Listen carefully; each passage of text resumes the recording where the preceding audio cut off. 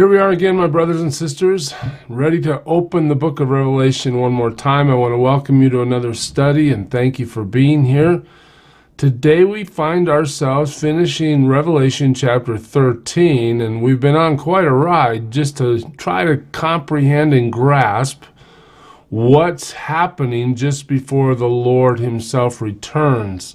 We see that the devil is busy creating a false trinity. There's the dragon, there's the first beast, and today we'll be introduced to the second beast.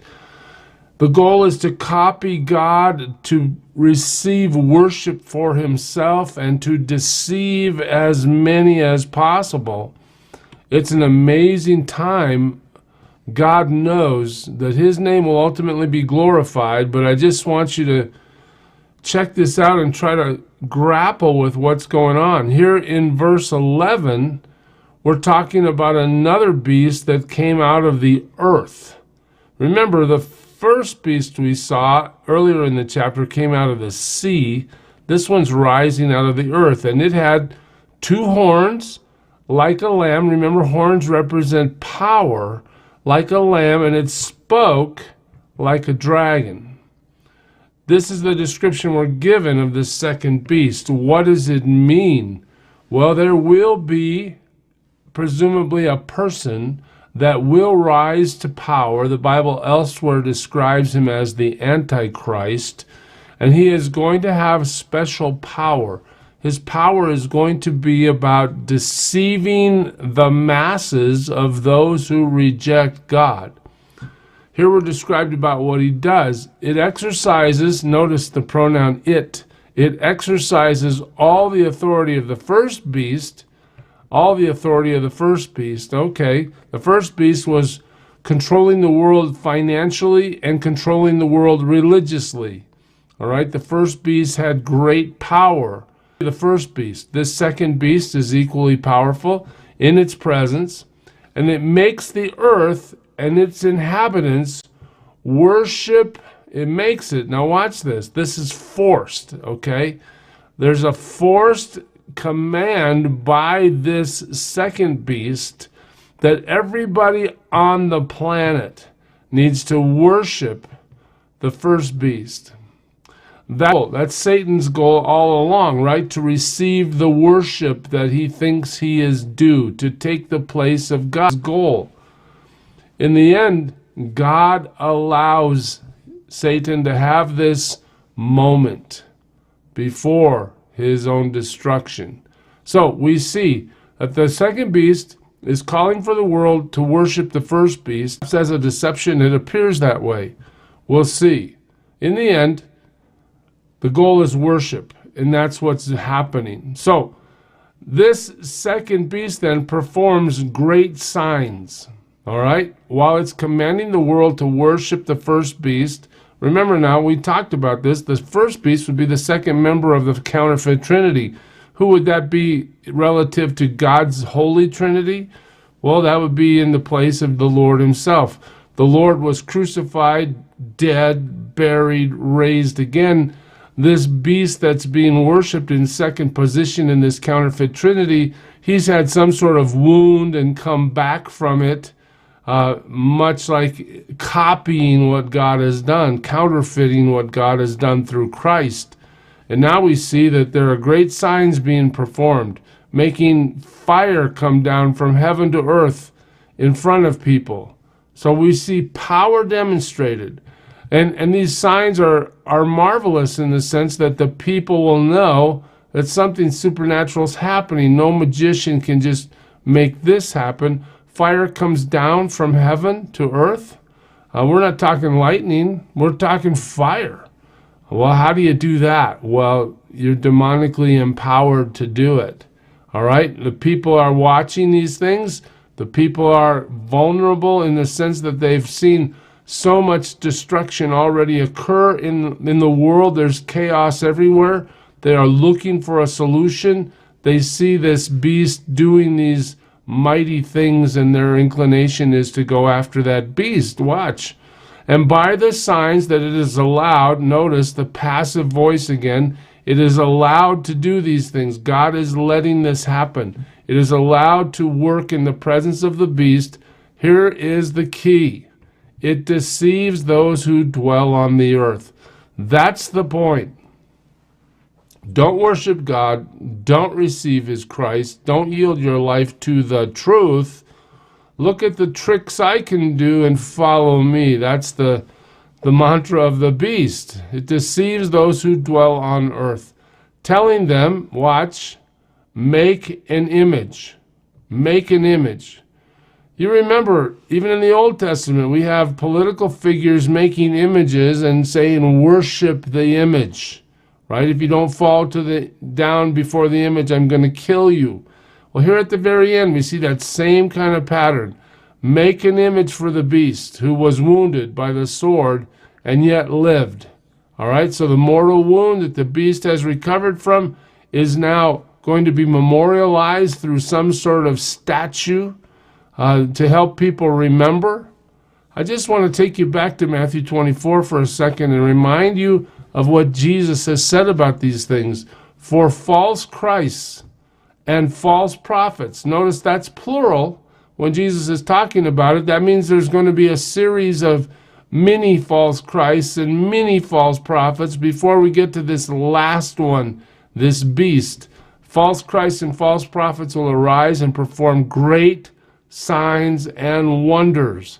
There it is. We're told in advance by Jesus that the power is going to be given so that great things can occur at the hands of these demonic people that serve the devil himself, so as to lead astray, if possible, even the elect. The deception is going to be so intense, and the miracles or signs and wonders are going to be so powerful that the world is going to interpret that as evidence that this beast is God. All right? So that's going to be quite a sign and wonder, right? It's going to be overwhelming. Unless you're elect, unless you know Jesus Christ, you know the truth, you have read the book of Revelation, you are prepared to understand that the devil will be given this kind of power to deceive. In fact, let me take you to 2 Thessalonians chapter 2 for a second and just remind you of this. Paul tells the church at Thessalonica the coming of the lawless one, that's the Antichrist, is by the activity of Satan. Remember, this is not just casual, it's not just an event that should be assumed to be normal. The devil himself has initiated, inaugurated, and been allowed to perform these deceptions.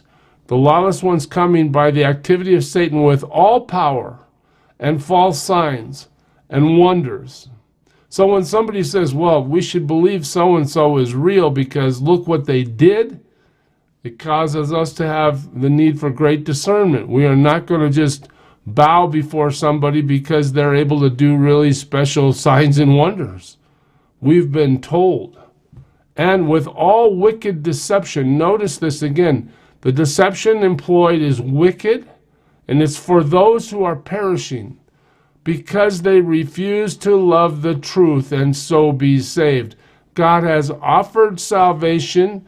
God has been rejected in his offer of salvation. God allows the devil to do powerful false signs and wonders, and it's all about wickedness so that those who have refused God will be sucked into the deception and thereby, in their ultimate rejection of the Lord, be rejected forever. Therefore, God sends them a strong delusion. Notice in the next verse, we're told it's God sending this delusion so that they may believe what is false. Here's some good tricks the devil's doing. You want to follow him? You don't want to follow me, God says. Okay, here you go. Verse 12, in order that all may be condemned who did not believe the truth, but had pleasure in unrighteousness. This is the sequence we're watching play out in Revelation 13 in its ultimate form. The Antichrist is holding the world hostage through false signs and wonders, and the world, rather than yielding itself to God and following Christ, is yielding itself to follow the beast. As the passage moves forward, and it was allowed, Again, notice the passive verbiage. It was allowed. It doesn't have the power to do this without permission. It was allowed to give breath to the image of the beast. So this second beast takes this first beast that has this mortal wound by the sword and revives him. It was allowed to give breath to the image of the beast. Notice it says the image of the beast. Perhaps this is some sort of a different kind of event, in the sense that maybe it's not in reality that the devil raises somebody. Maybe it's some sort of internet hologram, or maybe there's something else happening here. It's not really explained to us. But the image of the beast has been given breath. All right? The image of the beast might even speak and might cause those who would not worship the image of the beast to be slain. This is so important to get.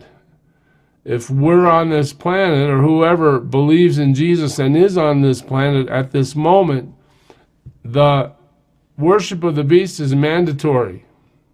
The worship of the beast is punishable by death. If you refuse it, you're going to die. Even today, in modern technology, I think cameras, and I think, like, for instance, China, I think they have something like 600 million cameras. When you're walking down the street in China, they can facially recognize you through their software. They already have a coding system where, you know, if you jaywalk in China, they take your picture while you do it, and you lose social merit points, right? You can be punished. They have a no-fly list based on people that have dissented and done what the government doesn't want. There's already an ability to examine every person and control their behavior through these social scores. Well, when you get to the end of time, just before the Lord comes, this is going to ramp up into something just horrible. If you do not bow before the image of the beast, if you do not worship the beast, you will die. That's what we're being told here. Now, John's audience would relate to this. Why? Because they have been under a mandate from their government, the Roman government, to worship Caesar. And of course, those who believe in Jesus Christ refuse to worship Caesar. And in the day and age of the early church, thousands upon thousands of Christians were brutally murdered because they refused to worship the emperor. So as John writes this down, he's relating to what's happened. In fact, all of his cohorts, in terms of following Jesus, they've all been martyred. He knows what this is about. But at the end, the same process happens again. Follow Jesus, refuse to worship the beast, die. That's explained a little bit. Also, it causes all. Notice how this is so inclusive. Both small and great, both rich and poor, both slave and free. That's everybody. To be marked on the right hand or the forehead. To be marked. That's like branded. All right? So don't worship the beast. You're going to be killed. And if you do worship the beast, you're going to be branded. All right? Here comes the branding. We are going to make sure you know that you are following the beast. You remember back in chapter 7, the sparing of judgment until the 144,000 were marked by the Lord to survive the judgment, to be excluded from the pain that was coming. Well, here we see in this evil copying, the people who worship the beast are all branded either on the right hand or the forehead. These would be the visible places on the body when you wore ancient clothing, or even some today. Even for the women that were almost totally covered, you'd still be able to see the forehead or the right hand. What are we told next? So that no one can buy or sell unless he has the mark. There you go. Political exclusion, economic exclusion. You can't buy. You can't sell.